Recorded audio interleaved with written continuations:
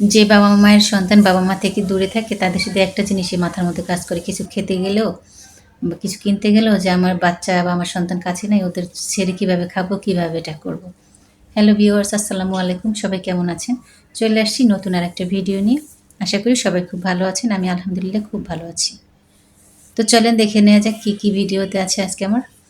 এই যে দেখেন বাড়িতে, এটা হচ্ছে হেলেঞ্চা শাক। আপনারা কে কী নামে চিনেন জানি না, এটা কিন্তু তিতা শাক। মা আজকে আমার ছোটো ভাই বাড়ি থেকে আসছে, আমি কিন্তু 4-5 দিন আগে ওকে কি জানি পাঠাইছি। এখন আবার এই যে দেখেন মাত্র 4-5টা মানে 6টা ডিম, 7টা ডিম, হাঁসের ডিম 3টা, 4টা মুরগির ডিম। আর এটা তিতা শাক, একটা বেগুন, তারপরে হচ্ছে আর একটা হচ্ছে খোটা শাক দিছে, মানে এমনি যে 4-5 রকমের শাক একসাথে খুঁটে উঠেছে সেটা। এই যে এটা। আর ওইটা হচ্ছে তিতা শাক। তিতা শাকটা দিয়ে আগে আমরা দেখতাম যে মাছ একটু নরম হয়ে গেলে ওটা দিয়ে রান্না করতো। আর আমার দাদি তিতা শাকটা ভর্তা করতো, খুব ভালো লাগতো। তো অনেক বছর পরে তিতা শাকটা আমি দেখলাম, মানে বাড়িতে গিয়ে ওইভাবে থাকাও হয় না, খাওয়াও হয় না। তো তিতা শাকটা দেখে কিন্তু খুব ভালো লেগেছে, তো ভাবলাম আপনাদের সাথে শেয়ার করি। তো মা এটাই পাঠিয়েছে, এগুলোই দেখালাম। আর আজকে ভাজি করবে হচ্ছে পাট শাক, পাট শাক ভাজি করব। এর সাথে আরও রান্নাবাড়া আছে। আর আমার মাকে সবসময় দেখছি কি সে শাকের প্রতি খুব দুর্বল, সে ধরনের অনেক কিছুই খায় না, যেমন গরু, মুরগি, খাসি, ভেড়া, ছাগল, দুম্বা যত যা আছে সে শুধু খায় মুরগির মাংস আর কবুতরের মাংস, এছাড়া কোনো মাংস সে খায় না। তো ছোটো থেকে দেখতাম সে যে কোনো শাকের প্রতি খুব দুর্বল, শাক সে খুব পছন্দ করে। এই জন্য সে শাকটা মানে বাড়ি থেকে কেউ আসলে শাকটা আগে দেওয়ার চেষ্টা করে, কারণ আমরাও মায়ের সাথে মানে মায়ের পাশাপাশি আমরাও শাকটা খুব পছন্দ করি।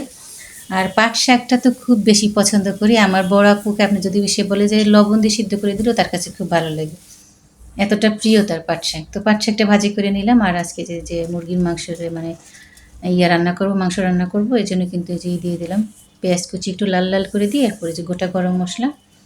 গরম মশলা আমি মনে করছি গরম মশলা আছে, তো কৌটা খুলে দেখলাম খুবই কম পরিমাণে ছিল, তো ওখান থেকে যতটুকু পেরেছি অতটুকুই দিয়েছি। যদি আরেকটু থাকতো আরেকটু দিলে হতো, নিয়ে যখন সমস্যা নেই, এতে হয়ে যাবে। এখন দিয়ে দিচ্ছি গুঁড়ো মশলা। গুঁড়ো মশলা দিয়ে মশলাটাকে খুব ভালোভাবে কষিয়ে নেবো, তারপরে রান্না শুরু করবো। মা সবসময় একটা ফোন দিলেই যে মা তুমি এটা তুমি করো না, এটা তোমার পাঠানোর দরকার নেই, বাসায় আছে। তারপরও বলে কি বাড়ির জিনিস তোরা নাই, খেতে ভালো লাগে না, কিছু করতে ভালো লাগে না, তোদের দিলে এটা মানে আত্মা একটা তৃপ্তি পাই। মুরগিটা কিন্তু দিয়ে দিয়েছি আমি, এই যে দেখেন এটা ওই যে পাকিস্তানি মুরগি, তো মানে রোস্টের জন্য যেটা ব্যবহার করে, এটা রান্না করতে কিন্তু খুব বেশি সময় লাগে না। আজকে একটা আলু ব্যবহার করলাম, কারণ আমি 2 দিন আগে মানে দুই দিন পর পর বোনা করছি, যে আমি একটা আলু দিলাম আজকে। ঝোলটা কোনো শুকনো শুকনোই হবে, কিন্তু একটা আলু ব্যবহার করলাম। তো রান্না কিন্তু প্রায় শেষ, বললাম তো এটা রান্না করতে বেশি সময় লাগে না আপনাদের সাথে কথা বলতে বলতে। তো মায়ের জন্য মানে চিন্তা করি যে প্রত্যেকটা মা তার বাচ্চাদের জন্য, তার সন্তানদের জন্য কত ভাবে। সেটা বড় হয়ে গেল, আমার তো বিয়ে হয়ে গেছে, তারপরে মা কত চিন্তা করে আমাদের সবাইকে নিয়ে। পৃথিবীর স্বভাব মানে সব বাবা মাকে আল্লাহ সবসময় ভালো রাখুক, সুস্থ রাখুক, সুন্দর রাখুক। ভাজা জিরের গুঁড়ো দিয়ে রান্নাটা শেষ করলাম। সবাই ভালো থাকবেন, আল্লাহ হাফেজ।